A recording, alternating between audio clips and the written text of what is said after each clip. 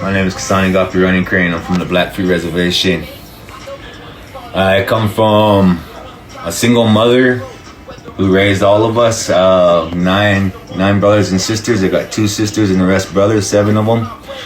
My mom was, druggie. Since the age 14, she raised us the best she could.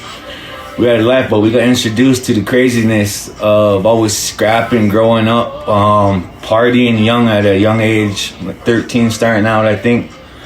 Pretty sure, and then in and out of foster homes, younger kid. Man, I've been all over, man. I've been in Washington growing up on reservations.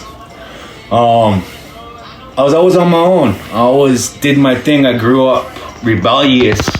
Always wanted to do my own thing and be crazy, because that's the only life I knew, so I embraced it. But little did I know what I was doing to myself all those years.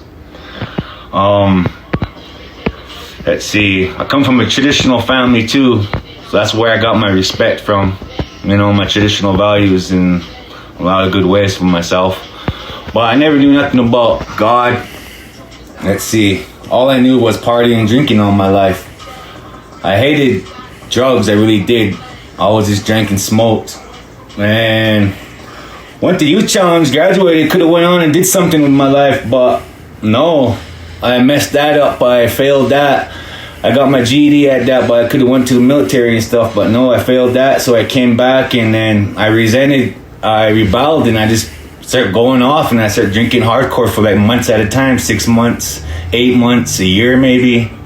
Man, I was just getting all bad, and I looked at myself one day in the mirror and I said, this ain't me. So I dropped the drinking, and then all my friends were into the drug game at the time, and I really hated that. So I kind of kept a little bit of drinking, but then I got into drugs because of drinking, because I got hurt, so I needed something for pain. So that's my first time, and then I never looked back since. I did drugs 10 years straight, almost 12, I think. Me and my wife, introduced her to it, and we took off doing that. So all we did was sell drugs, fight, break up our family. We lost our kids a couple times. We got them back. We had a lot of rough ups and downs, staying with people, not our own place, fighting over drugs. I mean, everything was just, my respect, my life, everything was just stripped away from me, and I had nothing. I was lost control. I didn't have no place to go. I looked for help, but went around to other churches and stuff, but they didn't. They looked down upon somebody, instead of helping. So I never met a church. I was never introduced to God. And then I met my pastor at a 1A concert here in Browning.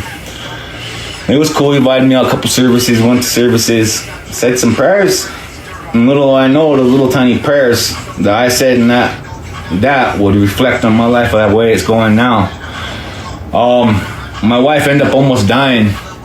Went to the hospital. There's a second heart thing, and they weren't going to transplant her again, so they're going to let her lay there and die. So we prayed. I got kicked out of the hospital, and I was walking back with the trash bag, no money, hitchhiking, And I was walking through the mountains, and I started thinking about my life, and this is all it could be. And I remember my pastor, one of the things that he talked to me about.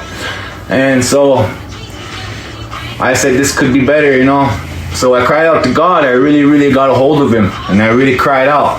And I told him all my negative, all my wrongs, all my bad ways, and I knew that I wasn't right, wasn't healthy in my life.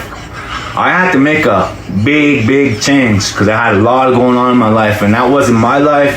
It wasn't me. I hated myself. I hated everybody. I just thought everybody was against me, and I was against the world, and there was nothing for me. But I cried out to God. And after that, I cried out to God, and after I cried out to God, next morning he woke me up early in the morning, out of nowhere, and I just started walking. I didn't know where I was going. And I ended up coming across my pastor, and I got a job. And from that day forward, he told me to stick close, so I stuck close to him. And I didn't do no more drugs. I slowly start just shaving everything off me, man. I was like, I didn't want it no more. I was at the drug game, dope game. I had the fighting, I had the misery, I had the hurt, I had the pain. And every day in my life just started getting better with God, better. Like, he gave me my strength. Oh, he gave me everything. Like, he gave me every prayer I prayed for. And he's doing more in my life today than anything. And I never even knew about giving my heart to create or even thinking about, turning that way, how people talked about it. And from a non-believer to a believer, I'd encourage everybody, when you're down like that and you're hurting and that ain't your life and that ain't you no more, man, cry out to God, ask him, and start doing your work, man. Start doing what God needs you to do. Straighten out your life. You got kids, you got happiness, you want to go for it. That's the only way I know that's there. Happiness is through the Creator.